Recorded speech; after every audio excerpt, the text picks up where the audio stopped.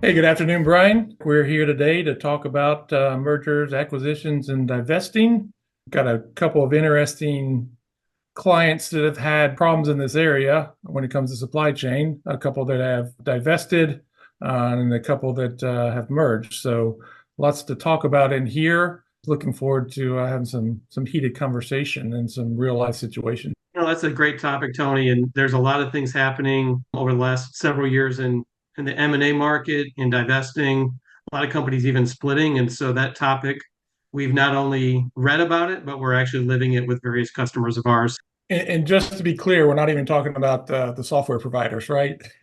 That market's kind of crazy as is, but I'm actually talking about some of my shippers that have faced a couple of challenges here as of late. One in particular that was divested as part of a larger company, and their software license was coming up for renewal shortly after that. And in order for them to renew, it was going to cost them some outrageous fee because obviously, they were a smaller company once they were divested. And that actually drove them to have to move quickly off of that platform. And they actually ended up moving to a 3PL in a very short period of time. Was not their preferred service, but the software provider was not being very cooperative and was going to fine them if they were to go over their contract period end. And they were not willing to give them an extension. So some of the things to think about as you don't typically consider that you're going to get bought or that you're going to get divested. So it'd be interesting for procurement people to start thinking about this when you're signing these contracts with software providers as well as your third-party logistics providers, because you never know when that's actually going to happen. And there are some things you can do to protect yourself, and I'm sure we'll get into those. Well, and it's interesting how a lot of companies don't think about that. The contracts are written so one-sided for some software vendors. You really need to take the time to dig into them, review them, etc. One thing we also see, because a lot of times people bought software sometimes 10, 20, 30, even 30 years ago, Oh, yeah. and digging up the original contracts is difficult. Understanding how they were written, how they were managed, if you move things to a different server, what impact that has, if you have different license fees, or even if there's even a contract at all that matters, is really important to look at prior to any detailed discussions on M&A or divestitures.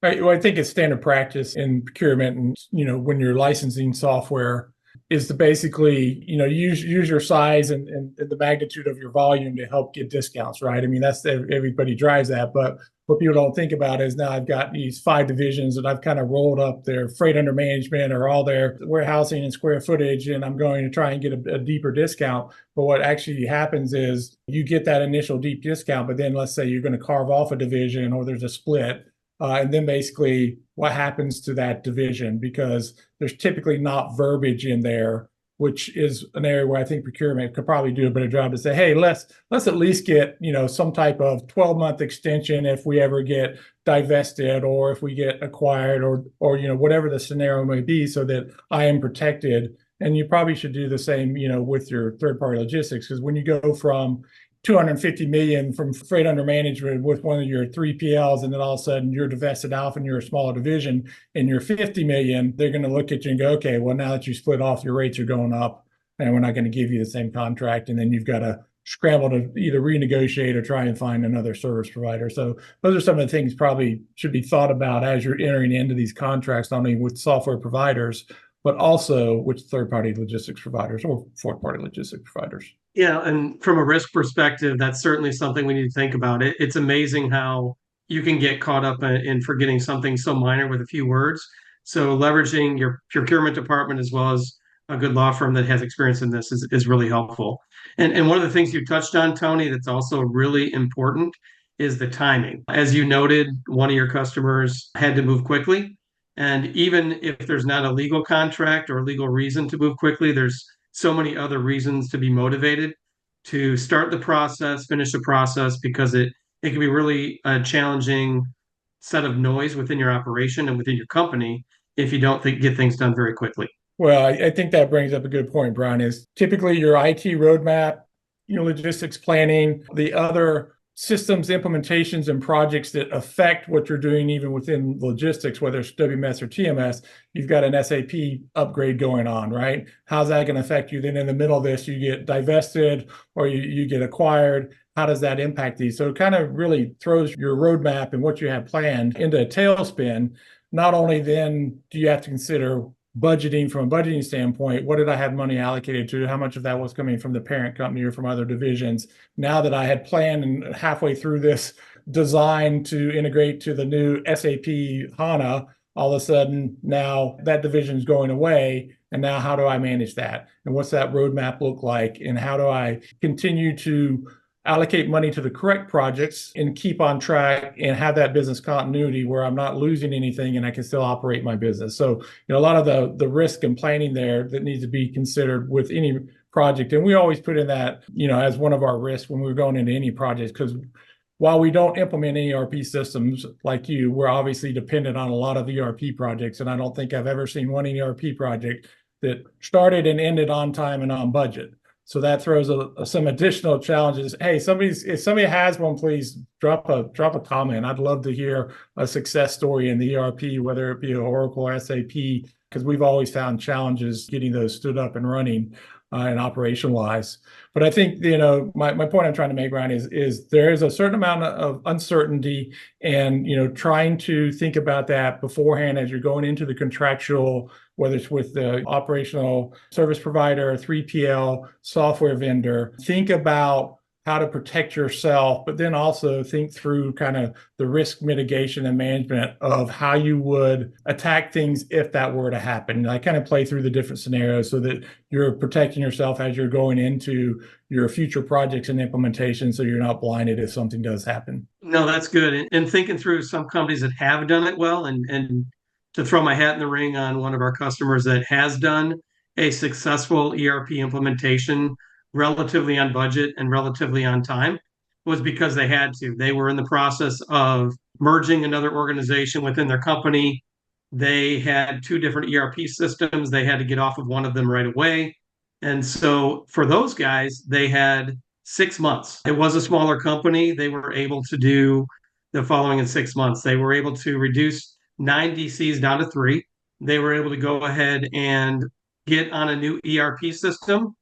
And then in the end, when they did the downsizing to 3, they ended up outsourcing to a 3PL, all within just several months. And so again, not the norm, but it shows that if you plan ahead of time, which they did really well, and if they have a good risk mitigation strategy and a plan, it can make it much easier as they go through the process. Yeah. I have an example of a client that, similar situation, but they were actually part of a company, were divested. Both companies were using the same 3PL. That 3PL basically, told the divested company that, hey, you've got X amount of months until we're actually don't want to do business with you anymore.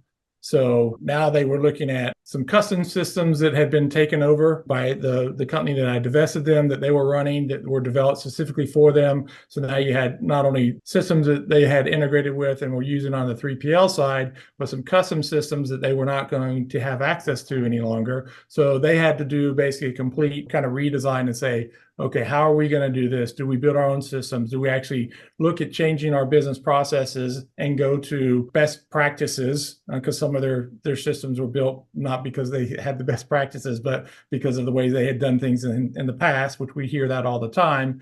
But they were able to transition or in transitioning to a 3PL and eliminate some of the custom systems based on changing business processes and looking to change business processes. So I think that's an important factor, is considering not only what systems you have in place, but do you have customizations of those systems, and do you have custom software that's been developed in-house, and how do you protect yourself against that, to own that, have that source code.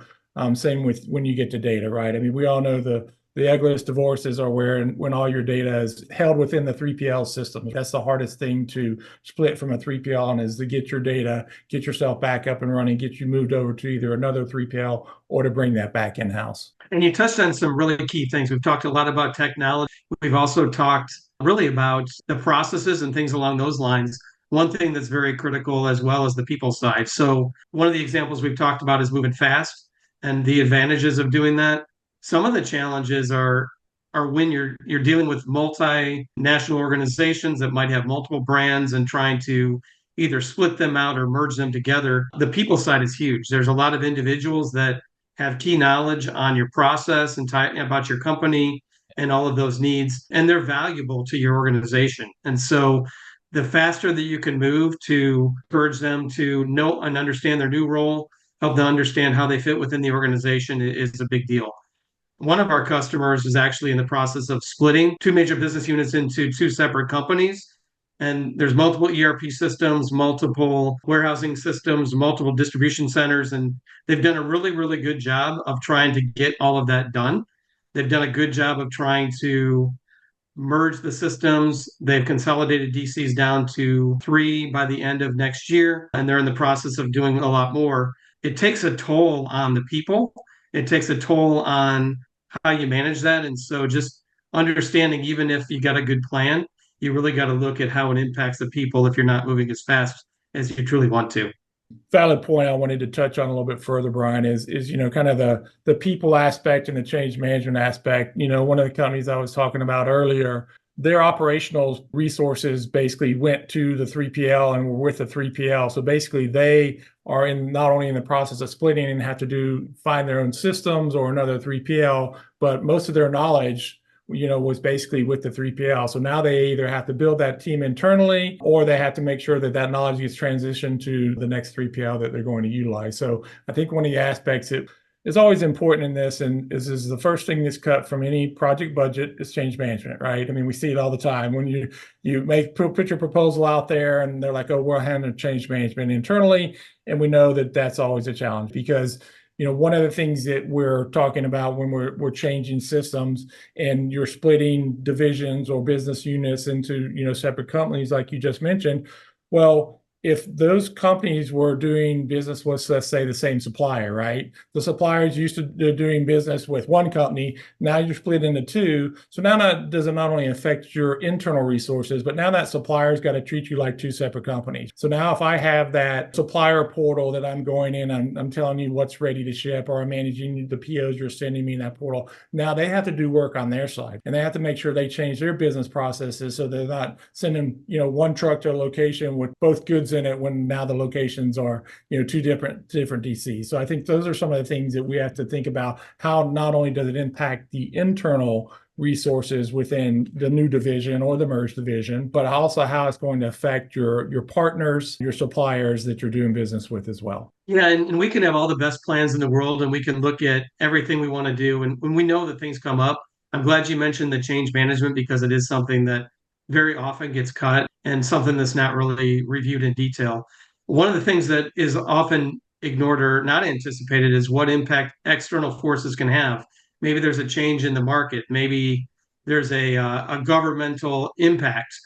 We have one customer that's attempting to sell one of their divisions, but it has an impact on potential government decisions and a national security interest. And so there's certain challenges that are being addressed. And should this merger happen, are there other companies that want to get involved? And so that may change the timing, it may change your stock price. And so while you could have all the great plans in the world, there's other external factors that can jump in as well. This is one of these, you could tell us the details, but you'd have to kill us afterwards kind of thing.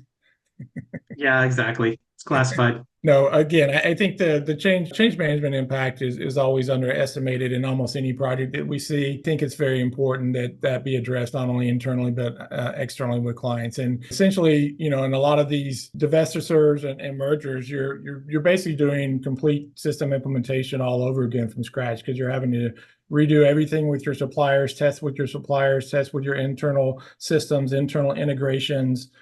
Sometimes integrating to multiple versions of the same ERP system, WMS systems. As you know, we've seen Manhattan has, PKMS out there, and then they've got their active, and, you've got Oracle OTM that you still have people that are on-prem, and now people are moving to cloud. So typically having to implement and integrate with multiple systems. And I think those challenges are real, and the changes that come with those are real as well. And the impact on the people cannot be underestimated. You and I, Tony, we could talk all day on these topics. We kind of live in this world. It's one of those things where our clients change. Sometimes we've been working with the clients for decades, and They're always evolving, always growing, always having an acquisition, a merger, some type of change, and try to plan, for the unplannable, so to speak, right? I mean, you don't think you're going to get sold. You don't think your division is going to get divested. It could happen. So think about that as you're going into your contract negotiations with your 3PL, with your software provider, and then think about how you would structure things potentially differently, or at least try to protect yourself internally for when these events could potentially occur. I would take that even one step further, is even on a yearly basis, take a look at your business, take a look at your distribution model, take a look at your contracts, take a look at everything, because it's very easy to become complacent. It's like, hey, nothing's going to happen soon. But the second you think that, a new opportunity comes up and you're not prepared. So I would make that a constant review on a yearly basis. I agree 100%. We got a lot going on, in the Middle East, a lot of geopolitical tension, and it's still amazing to see how people are still ill prepared for some of those. So, but that's for another session. Thanks, everybody. Thank you. Thank you all. We probably need some good bloopers, right? Or is our whole life a blooper, so it doesn't really matter?